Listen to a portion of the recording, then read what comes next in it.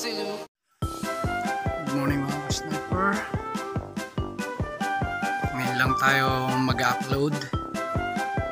Halos may isang buwan na rin yung huli kong video. Ang tanda ko bago pa lang tinatanim itong mga palay sa harapan ng bahay. Ngayon ay naglalaguan na. Iba may bunga na. Masyado kasi tayo naging busy sa trabaho. Aga pang pasok tapos ay gabi na lumalabas kaya hindi na makapag-YouTube. Pero ngayon babawi ako. Medyo nakalib ako ngayon kasi nung nakaraan ay na-confine si Mrs. Hospital ng ilang araw. At ngayon ay binabantayan ko siya kaya medyo pahinga ako. Mag-upload muna tayo. Content natin ngayon is konting video ng palayan. Then shoutout ko yung mga dumalaw doon sa aking huling video.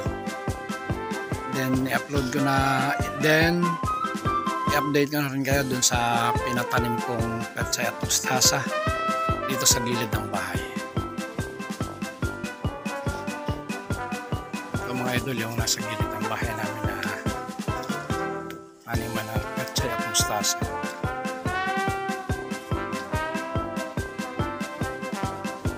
Sa walong plot ito.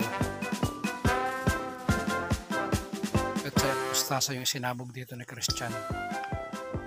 Tapos may patubig dito. Galing din sa itaas. Gawa na lang namin dito is dinidiligan. Maghapon. Gamit ang bao. Yan yung aking kubo. Mapuntahan doon at medyo maputik. Meron ng sabog itong pechay at mustasa. Hindi ko lang alam kung saan parte ang pechay, pero may tumutubo na.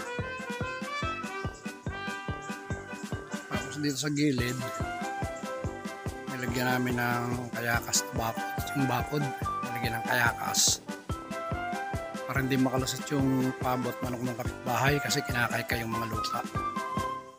May mga tubo na. Ayan mga idol. Siguro mga ilang linggo kita na yung paglaki nito. Hindi tayo makapag-upload ng hunting video. Marami pang gastusin sa ngayon. Hindi pa maka-afford na makabili ng sariling airgun. Mga ka-sniper, muli ay nagpapasalamat ako sa lahat ng sumusuporta sa aking video kahit matagal tayo hindi nakapag-upload. Sana tuloy-tuloy pa rin yung ating paglago